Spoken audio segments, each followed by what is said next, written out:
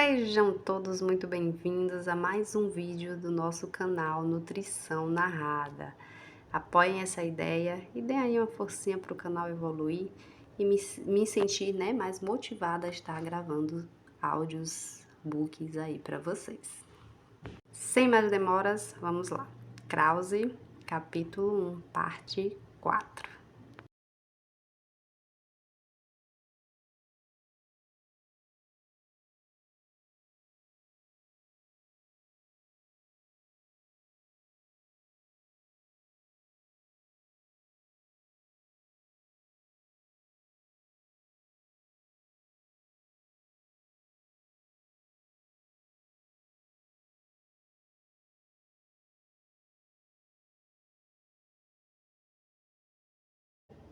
Mecanismos absortivos e de transportes. A absorção é complexa. Combinando o complexo processo de transporte ativo com um simples processo de difusão passiva, na absorção, os nutrientes passam através das células da mucosa intestinal, enterócitos ou colonócitos, e vão do sistema venoso para o fígado ou para a circulação linfática. A difusão envolve o movimento aleatório através de aberturas nas membranas, nas paredes de células da mucosa ou entre elas por meio de canais proteicos, difusão passiva, ou proteínas carreadoras, transportadoras na difusão facilitada, como você pode conferir na figura 1.5. O transporte ativo envolve a utilização de energia para mover íons e outras substâncias em combinação com uma proteína transportadora através de uma membrana contra um gradiente de energia. Alguns nutrientes podem compartilhar o mesmo transportador e, por isso, competir pela absorção. Os sistemas transportadores ou carreadores podem também se tornar saturados, tornando a absorção do nutriente mais lenta. Um exemplo notável é o tal carreador, é o fator intrínseco que é responsável pela absorção da vitamina B12. Algumas moléculas são transportadas do lúmen intestinal para dentro das células da mucosa através de bombas que exigem um carreador e energia a partir do trifosfato de adenosina, a absorção de glicose, sódio, galactose, potássio, magnésio, fosfato, iodo, cálcio, ferro e aminoácidos. Ocorre dessa maneira. A pinocitose é descrita como um embebedamento ou englobamento de uma pequena gota de conteúdo intestinal pela membrana da célula epitelial. A pinocitose permite que grandes partículas, como proteínas inteiras, sejam absorvidas em menor quantidade. O movimento de proteínas estranhas através do sistema gastrointestinal para a corrente sanguínea, na qual causam reações alérgicas, podem ser resultado da pinocitose. As imunoglobulinas do leite materno são provavelmente absorvidas por pinocitose. Intestino grosso. O intestino grosso tem aproximadamente 1,5 m de comprimento e é composto pelo seco, cólon e reto. O muco secretado pela mucosa do intestino grosso protege a parede intestinal contra escoriação e a atividade bacteriana e une as fezes. Os íons bicarbonato secretados em troca pelos íons de cloreto absorvidos ajudam a neutralizar a acidez dos produtos finais produzidos por ação bacteriana. Aproximadamente 2 litros de fluidos são ingeridos por meio de alimentos e bebidas durante o dia, e de 7 a 9 litros de fluidos são secretados ao longo do sistema gastrointestinal. Em circunstâncias normais, a maior parte do fluido que é absorvido no intestino delgado e aproximadamente 1 a 1,5 litro dos fluidos entram no intestino grosso, somente 100 ml remanescentes são excretados pelas fezes. O intestino grosso também é local de fermentação bacteriana dos carboidratos e aminoácidos remanescentes, da síntese de pequenas quantidades de vitaminas, armazenamento e excreção de resíduos fecais. O conteúdo do cólon se move vagarosamente a uma velocidade de 5 cm por hora, possibilitando que alguns nutrientes remanescentes possam ser absorvidos. A defecção ou expulsão das fezes pelo reto e ânus ocorre com frequência variável, de 3 vezes por dia a uma vez a cada 3 dias ou mais. O peso médio das fezes é de 100 gramas a 200 gramas e o tempo de trânsito entre a boca e o ânus pode variar de 18 a 72 horas. As fezes geralmente consistem de 75% de água e 25% de sólidos, mas a proporção pode variar consideravelmente. Cerca de 2/3 do peso úmido das fezes constituem-se de bactérias e o restante de secreções gastrointestinais, muco, células desprendidas, descamadas e alimentos não digeridos. Uma dieta que inclua frutas, vegetais, legumes e grãos integrais em abundância normalmente reduz o tempo do trânsito gastrointestinal, leva às defecações mais frequentes e às fezes maiores e mais macias. Ação bacteriana. A microbiota intestinal compreende uma comunidade complexa que envolve 400 espécies de micro-organismos.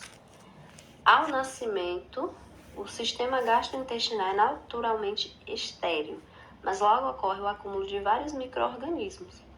Os organismos lactobacilos são os principais componentes da microbiota do sistema gastrointestinal, até que o lactente comece a ingerir alimentos sólidos. A partir daí, a Escherichia coli passa a ser predominantemente do ilho distal e a biota colônica primária é anaeróbica, com espécies do gênero Bacteroides ocorrendo com mais frequência. Os lactobacilos também estão presentes nas fezes da maioria dos indivíduos que ingerem uma dieta mista comum, mas o tipo de microbiota do sistema gastrointestinal pode ser afetado por diferenças no genoma do hospedeiro, ingestão dietética, higiene e histórico clínico e cirúrgico. A Escherichia coli passa a ser predominantemente do ilho distal e a biota colônica primária é anaeróbica, com espécies do gênero Bacteroides ocorrendo com mais frequência.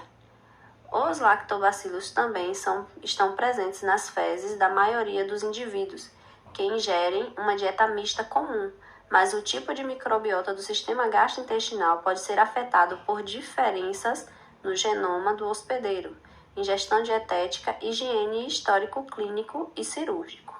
Normalmente, poucas bactérias permanecem no estômago ou no intestino delgado após as refeições por causa das ações dos ácidos clorídrico, pepsina e bile, que funcionam como germicidas. Em consequência, pode aumentar o risco de inflamação da mucosa gástrica, gastrite, o risco de supercrescimento de bactérias no intestino delgado ou o número de micróbios que chegam ao cólon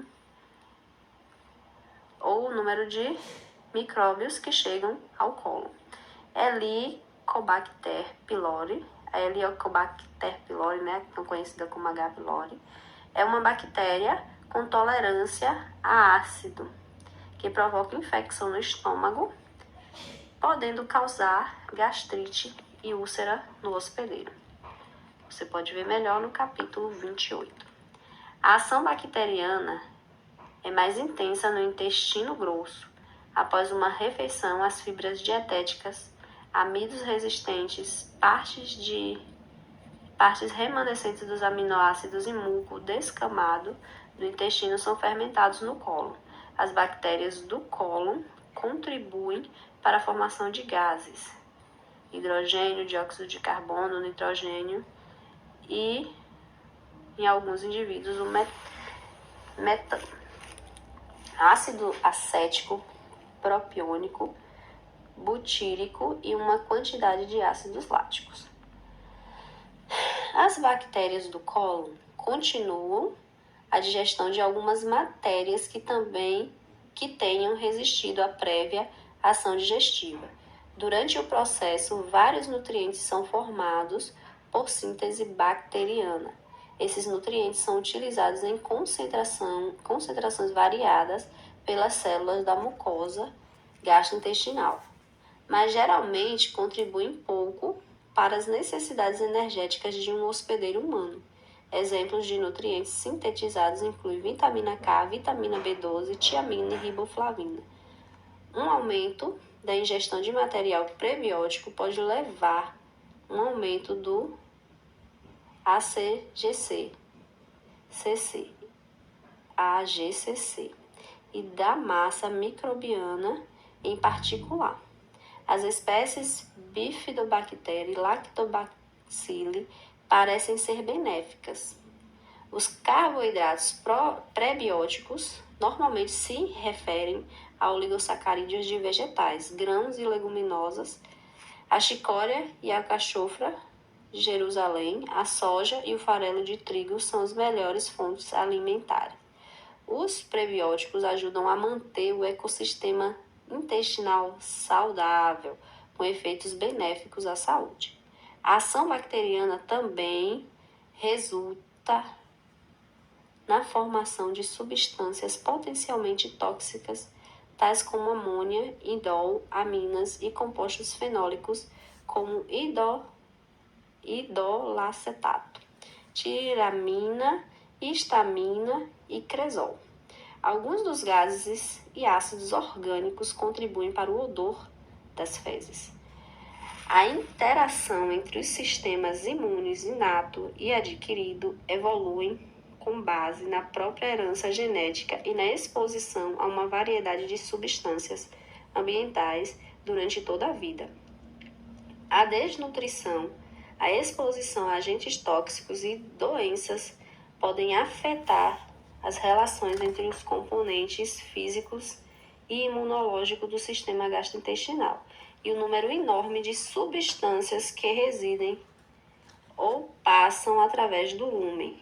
O sistema imune gastrointestinal de cada indivíduo, portanto, tem uma tarefa difícil.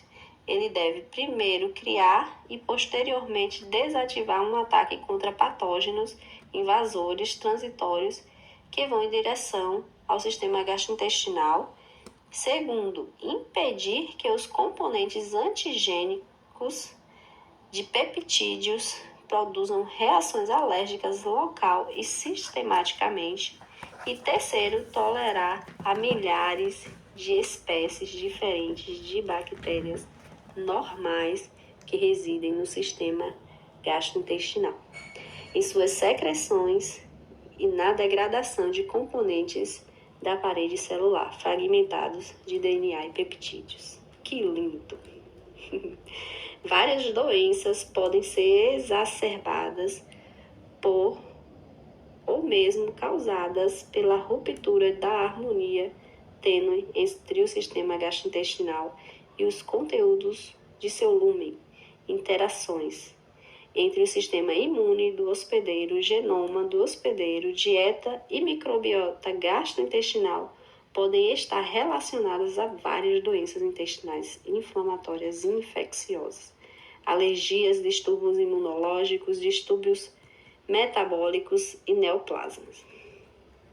Além da utilização terapêutica de antibióticos e agentes anti-inflamatórios ou imunossupressores, a atenção tem sido dada ao potencial terapêutico de produtos probióticos, prebióticos e simbióticos. Os probióticos são alimentos ou concentrados de organismos vivos que contribuem para um ambiente microbiano saudável e suprimem os micróbios potencialmente nocivos.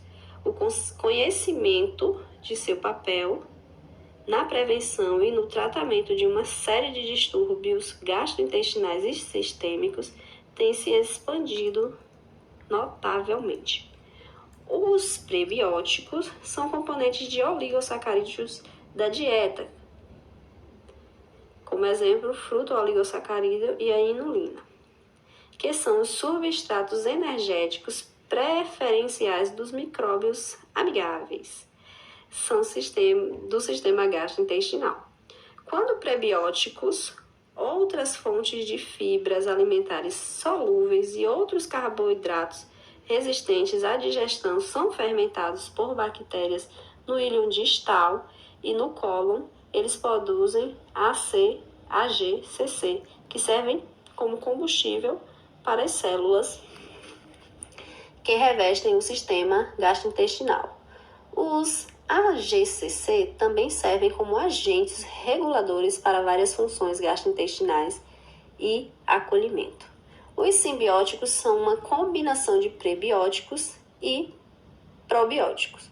Os simbióticos são frutanos de cadeias longas semelhantes à inulina, em comparação com os derivados de cadeia curta. Esses frutanos extraídos a partir de raízes de chicória são ingredientes alimentares prebióticos fermentados em ácido lático e AGCC no lúmen intestinal. Os simbióticos podem ser úteis para a prevenção ou tratamento de alergias. Vamos agora para a tabela 1.4. Bactéria, acinobactéria, lactobacillus. Não, vamos lá, né? Eu nem li o nome da tabela, gente. Vamos lá. Micróbios mais comuns colonizadores do sistema gastrointestinal. Bactérias, Acinobacter, Bacteroides, Bifidobacterium, Clostridium, Corynebacterium, Eubacterium, Enterobacteriaceae, Enterococcus, Fusobacterium, Heliocobacter. Lactobacillus, temos os Peptostreptococcus, Porphyromanas, Prevotelas, Propionibacterium, Pseudomonas, Staphylococcus, Streptococcus A, B, C, F, G, Streptococcus bovis e Streptococcus e Veillonella. Fungos, Cândida, Parasitases, Blastocistes, Endolimax, Entamoeba coli e Bartimani.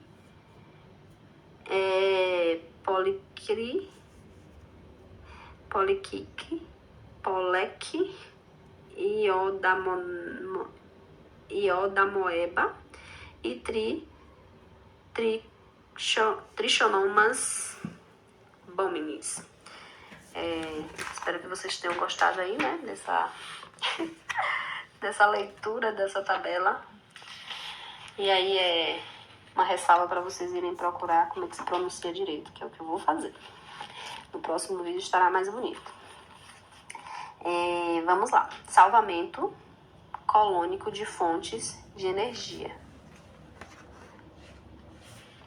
mal absorvidas de AGCC.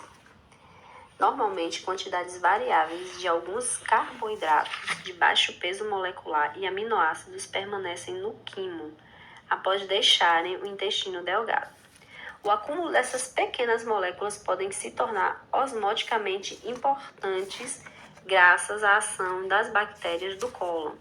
A liberação de substratos residuais por meio da produção de AGCC é denominada de salvamento colônico. Vocês podem verificar na figura 1.6. Os AGCC produzidos pela fermentação são rapidamente absorvidos e carregam água com eles. Eles também servem como combustíveis para os colonócitos e micro-organismos intestinais, estimulam a proliferação e diferenciação de colonócitos, aumentam a absorção de eletrólitos e água e reduzem a carga osmótica de açúcares mal digeridos. Os AGCC também ajudam a retardar o movimento do conteúdo gastrointestinal e participam de várias outras funções regulatórias. A capacidade de recuperar carboidratos é limitada em seres humanos. A fermentação colônica normalmente dispõe de 20 a 25 gramas de carboidrato ao longo de 24 horas.